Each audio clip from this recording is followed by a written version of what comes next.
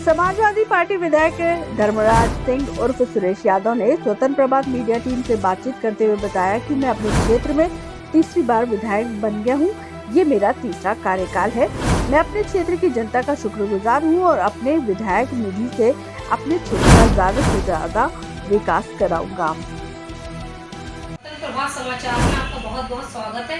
संवाददाता रोशनी सोनकर के साथ आज हम लोग आए हैं बाराबंकी सदर विधायक समाजवादी पार्टी धर्मराज सिंह यादव और सुरेश यादव जी से खास बातचीत करते हैं। इनका विधायकी के पद पर तीसरा कार्यकाल है। सर, जैसा कि हमने आपके क्षेत्र में लोगों से बातचीत की तो उनका कहना ये है कि हमारे जो विधायक हैं उनका काम बढ़िया है, हमारे क्षेत्र का अच्छा विकास करते हैं अपने विधायक निधि से। तो इस बारे में आप क्या कहना चाहते हैं? अपने क्षेत्र में कौन कौन सा विकास कार्य कराया है? देखिए, 2012 में पहली बार मैं समाजवादी पार्टी से विधायक बना और माननीय अखिलेश यादव जी इस प्रदेश के मुख्यमंत्री बने और जनहित में तमाम ऐसे काम कराए गए जिनकी वास्तव में मूलभूत ज़रूरतें लोगों की तमाम जनता ने उम्मीद करके माननीय अखिलेश यादव जी को मैंडेट दिया था और उसी का परिणाम था कि माननीय अखिलेश यादव हों चाहे माननीय हम सुरेश यादव हों, इस क्षेत्र के विधायक हों, हम लोगों ने बहुत काम किए। अगर देखा जाए तो 2012 से 17 के बीच में 100 बेड का महिला मैटरनिटी विंग हमने बनवाया, महिला अस्पताल 7 मंजिल का बना खड़ा है, बस अड्डा बनाया, ऑडिटोरियम बनाया, ट्रॉमा सेंटर बनाया जिसपे आज तक डॉक्टर नहीं दे पाई है सरकार, और स्ट्रीट लाइटें लगवाई, 7 पुल बनवाए, गाँव से लेकर शहर तक बहुत विकास किया। और जहाँ तक देखा जाए माननीय अखिलेश यादव जी की विजन का, नज़रिए का, तो मेरे हिसाब से उनकी सोच के बराबर काम करने वाला अभी तक तो कोई नज़रिए वाला मुझे दिखाई नहीं दिया। हाँ, ये ज़रूर है कि हम दूसरी बार सरकार नहीं बना पाए, फिर भी हम जनता के बीच 24 घंटे रहते हैं और हम अपनी विधानसभा को मंदिर और विधानसभा में रहने वाले तमाम मददगार साथियों को भगवान के रूप में देखते हैं और इसी का परिणाम है कि मुझे हर बार बढ़ती ओर से जनता यहाँ का जिताने का।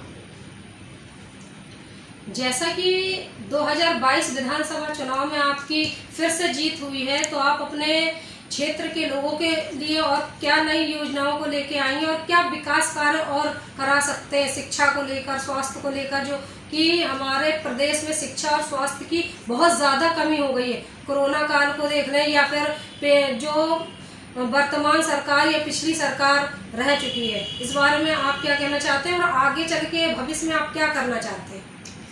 देखिए, बहुत अच्छा सवाल किया आपने कि शिक्षा के क्षेत्र में हम लोग क्या करना चाहते हैं।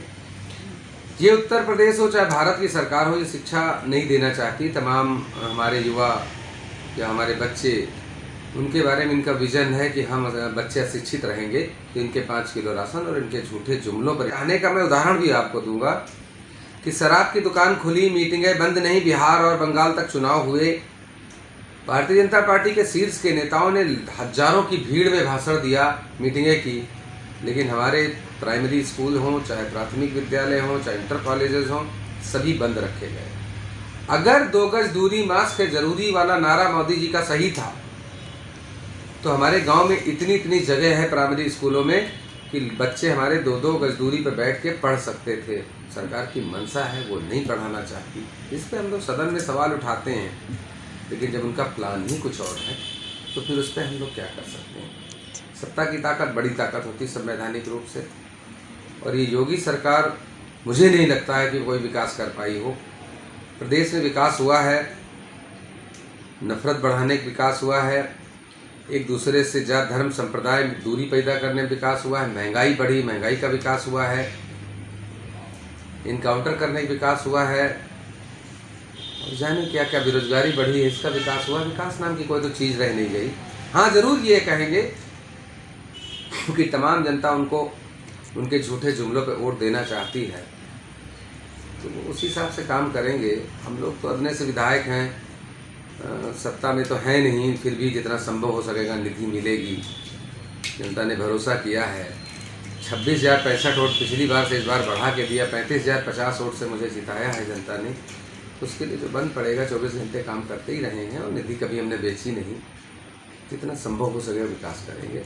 तमाम ऐसी चीज़ें हैं मैंने 5 साल पहले भी सदन में भी उठाई और भारतीय जनता पार्टी के नेतृत्व, प्रदेश के नेतृत्व में कई बार हमने लिख के भी दिया, सदन में भी लिख के दिया, अपने वक्तव्य भी दिया कि बाराबंकी को बंकी टाउन एरिया से जोड़ने के लिए एक अंडरपास या ओवरब्रिज की ज़रूरत है। जाम से निजात दिलाने के लिए शहर में कई फ्लाईओवर की ज़रूरत है। तो सरकार नहीं देख रही, नहीं सोच रही, नहीं सुन रही। फिर भी हम इस बार भी इन्हीं सब मुद्दों के साथ कि जनता जाम से निजात मिले, तमाम बच्चों का भविष्य संवरे। शिक्षा के क्षेत्र में हम लोग तमाम बहस करेंगे कि किस तरह से शिक्षा का स्तर ऊंचा हो सकता है। एक आदमी जो बैठा है गद्दी पर नहीं चाहता, तो उसमें हम लोग केवल अपनी आवाज़ सदन तक उठाएंगे और जनता ने जो भरोसा किया उस भरोसे पर खरा उतरने का पूरा प्रयास करेंगे। जैसा कि विधानसभा 2022 का चुनाव है, उसके पहले इतनी महंगाई नहीं थी, लेकिन चुनाव होने के बाद ही, जैसा ही चुनाव का रिजल्ट घोषित हुआ, उसके बाद रोज़मर्रा की चीज़ें जो हम लोग दिहाड़ी मजदूर जिस तरह से लेते थे, जैसे अगर इस बार भारतीय जनता पार्टी की सरकार ना बन के समाजवादी पार्टी की सरकार बनती, तो इसमें क्या सुधार आप लोग कर सकते थे, क्या करते सुधार? 4 बार उत्तर प्रदेश में समाजवादी पार्टी की सरकार रही है। माननीय मुलायम सिंह यादव जी रहे हो, चाहे माननीय अखिलेश यादव जी रहे हो। आपने देखा होगा कि छात्रों के लिए लैपटॉप जहां तक बांटे गए, तो महिलाओं के लिए 102 नंबर चलाने का काम माननीय अखिलेश यादव जी ने किया। तमाम ऐसी मूलभूत सुविधाओं को देने का काम किया, किसानों की तरक्की हो, इसके लिए हमेशा 4 बार से उत्तर प्रदेश में समाजवादी सरकार रही। कभी खाद के लिए किसान को लाइन नहीं लगाना पड़ा। अगर देखा जाए तो हम तमाम ऐसे स्वास्थ्य सुविधाओं के लिए काम कर रहे थे। हमारी सरकार में कभी भी गैस की किल्लत, ऑक्सीजन गैस की किल्लत नहीं हुई, जिससे लोगों की जानें गई हैं। हम स्वास्थ्य के क्षेत्र में हो, चाहे शिक्षा के क्षेत्र में हो, तमाम डिग्री कॉलेज, तमाम इंजीनियरिंग कॉलेज, तमाम IT हब का प्लान माननीय अखिलेश यादव जी ने किया। कैंसर अस्पताल खोलने का काम किया, वेदांता जैसे अस्पताल लाए। और जहाँ एक और हम लोगों ने अस्पताल का भी काम किया, तो स्टेडियम भी बनाने का काम किया, मेट्रो भी लाने का काम किया। और दिल्ली दूर न रह जाए, इसके लिए 3 घंटे में लखनऊ से आगरा पहुंचने के लिए इतना बढ़िया एक्सप्रेसवे बना है, जिसकी तुलना भी हिंदुस्तान में तो किसी सड़क से नहीं हो सकती। तो ये विजन था, लेकिन अब लोग बिना काम किए वोट दे रहे हैं, गड्ढा मुक्ति पर दे रहे हैं। तो मैं क्या कह सकता हूँ, जो जनता पसंद है, हम हो सकता है कि हम लोगों से कहीं चूक हुई, उस चूक का सुधार करें। जैसा कि होली का अवसर चल रहा है और आगामी नवरात्रि शुरू होने वाली है कुछ समय में, तो इस अवसर पर आप अपने क्षेत्रवासियों को, प्रदेशवासियों को, देशवासियों को क्या संदेश देना चाहते हैं? हम तमाम क्षेत्रवासी, प्रदेशवासी और देशवासियों से यही अनुरोध कहेंगे, यही संदेश देना चाहेंगे कि कौमी एकजुटता, आपसी भाईचारा न टूटे। लोग चाहेंगे सत्ता हासिल करने के लिए नफरत फैलाने का काम न करें और लोगों के बीच में एक दूसरे से भाईचारा कायम रखें। हम एक रहेंगे तभी देश समृद्ध बनेगा। देश में नफरतों का दौर जो चलाया जा रहा है किसी एक दल विशेष के जरिए, उससे दूर रहें। उसको बड़ी हिकमत अमली से, बड़ी होशियारी के साथ उससे निपटते हुए आपसी एकता बनाए रखें। ये अखंड भारत, एक भारत का नारा जो दिया जा रहा है, इसको हम कायम रखेंगे। वो भले ही वो लोग झूठ बोल के अखंड भारत की बात करते हैं, लेकिन हम चाहेंगे जब हम सामाजिक समरसता बनाने में कामयाब होंगे, तभी भारत एक होगा, श्रेष्ठ भारत होगा। ऐसे नहीं होगा हिंदू मुसलमान बात करके, कि जात धर्म संप्रदाय की बात करके। तो सभी से यही संदेश देंगे, आपसी भाईचारा कायम रहे, हम सब स्वस्थ रहें, हमारे तमाम लोग स्वस्थ रहें, सभी लोग सुखी रहें, शिक्षित रहें। यही हमारा संदेश है आपके माध्यम से तमाम जनता को।